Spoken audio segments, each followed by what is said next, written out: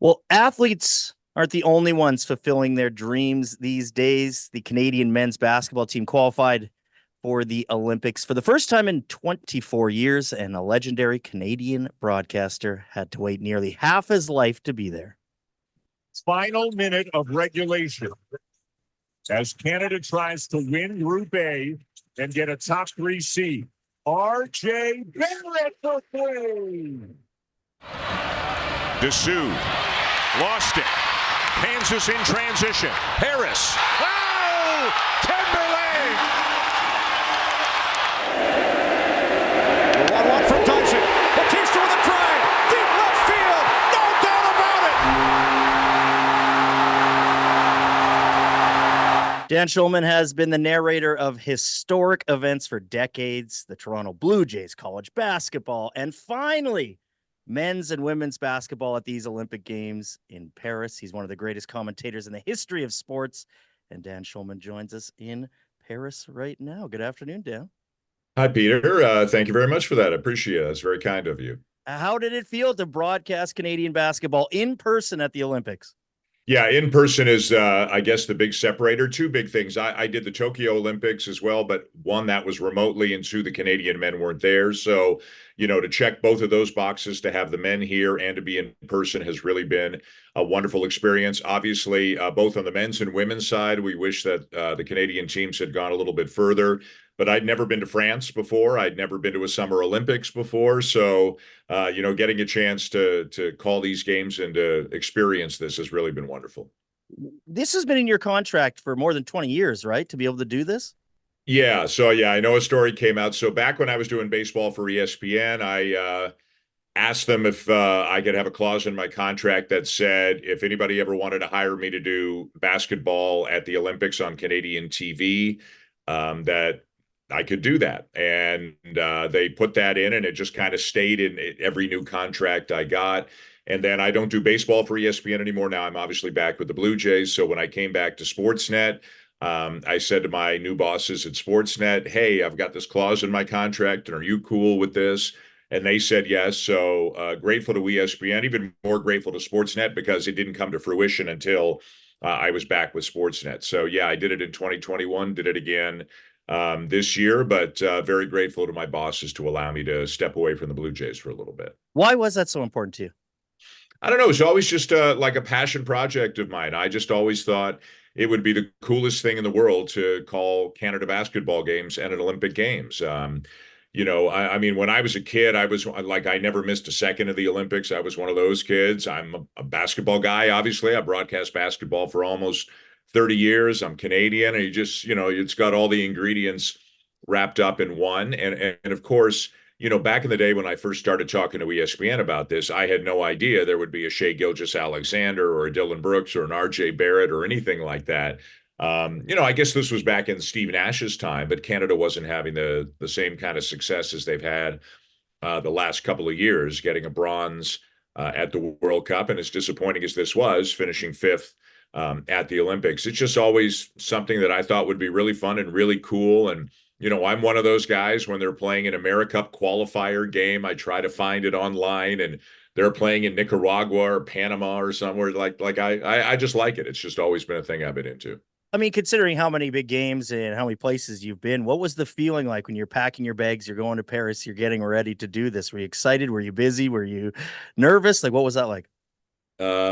Excited and busy would be the first two. So trying to do a Blue Jays game every day while trying to prepare for this was quite something. 12 men's teams, 12 women's teams, a lot of prep. So I was trying to juggle Blue Jays, prepping, packing, and thinking about what I needed to do, and being a husband and a dad all at the same time. So there was a lot going on, but it was exciting.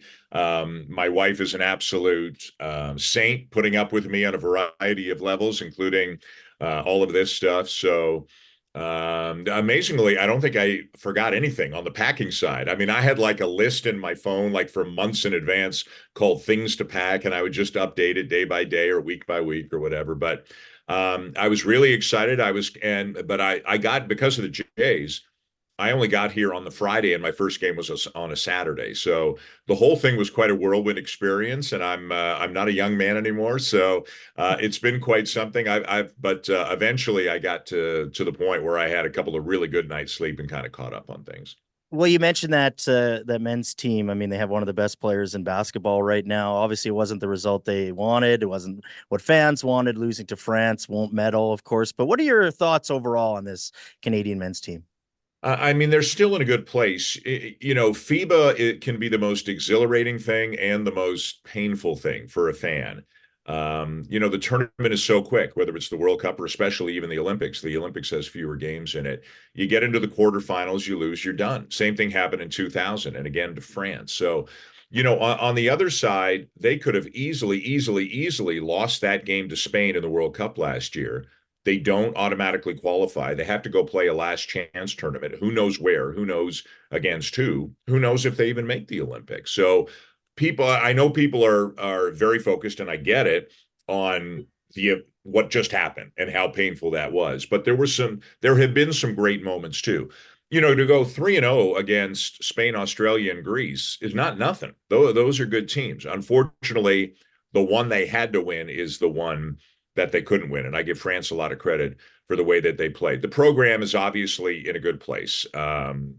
It's in a way better place than it was in 5, 10, 15 years ago in terms of the waves of talent. That having been said, now you start again this 4-year cycle, which really doesn't impact the NBA guys for a couple of years, but will they show up to play in the World Cup? Will they be able to qualify for the Olympics again? You got to have Shai Gilgeous-Alexander, and I believe he is very invested. I believe R.J. Barrett and Dylan Brooks are very invested as well. The depth that I thought this roster would have didn't really show itself as much as I had hoped, and they've got to get some size. I mean, they played a small ball lineup a lot because until the France game, it was their best lineup, but hopefully they can find a little bit more size because you could see against Greece, you could see against Spain, and you could really see against France. I mean, they got bullied a little bit down on the block. So I think when they do their exit interviews and all that stuff, I think that'll be something that they talk about a lot. Well, France had some size because they had thousands of extra people in there supporting them. That was mayhem just to listen to. What was it like to broadcast that game? It was very cool. I mean, like you said, I've been very, very lucky. I've done World Series games at Fenway Park and Wrigley Field, and I've done college basketball games at Duke and Kansas and places like that.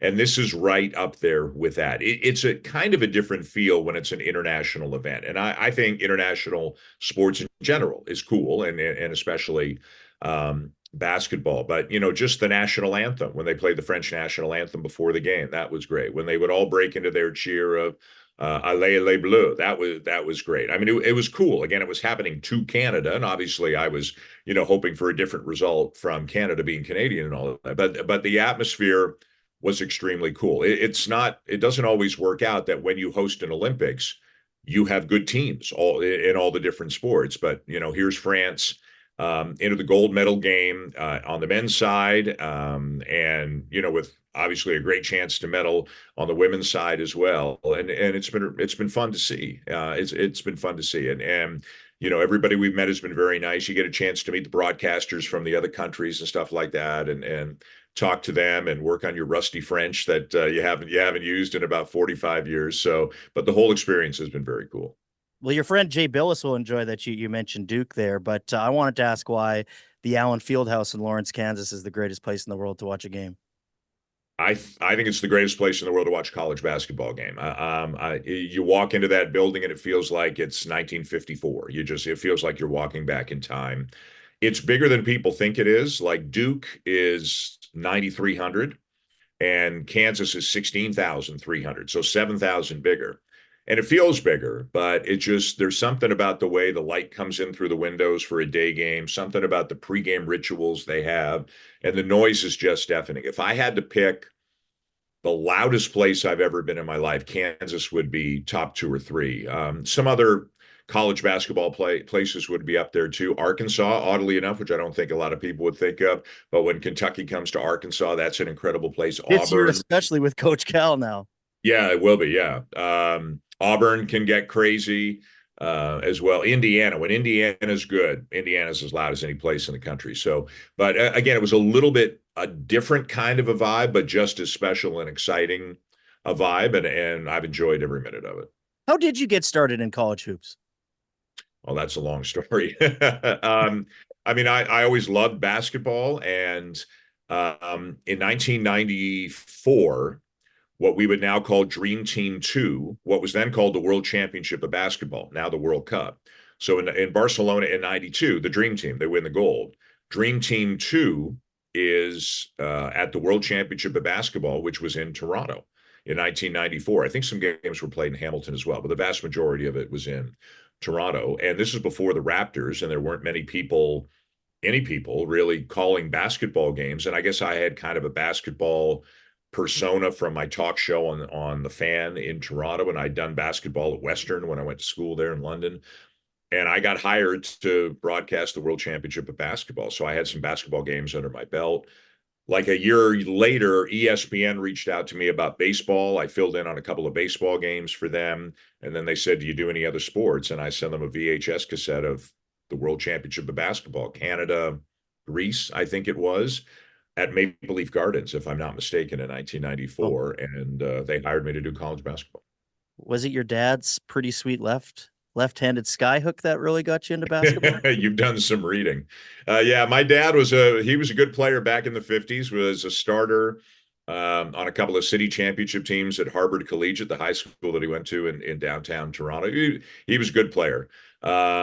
He was, I mean, as you know, as he would tell me, he was the fifth best starter of the starters on that team. He was the glue guy on that team. But I do remember a pretty sweet skyhook. He would play with me in the driveway every now and again. So, this is going back to the 70s now, right? And I grew up I mean, I loved hockey. Like Daryl Sittler was, is, and always will be my favorite athlete. I followed the Maple Leafs religiously, but I also probably just had a little bit more of a basketball thing going on because of my dad. So I followed basketball back then, as hard as it was to do before the Raptors, before the internet, before any of that stuff. So basketball has always kind of been in my veins a little bit, and it's turned out pretty well. People will lose it if I don't ask you about the Blue Jays, and I know your dad was an enormous Blue Jays fan as well. How do you think he'd feel about their season so far? How do you feel about their season so far? I don't think he'd be very happy.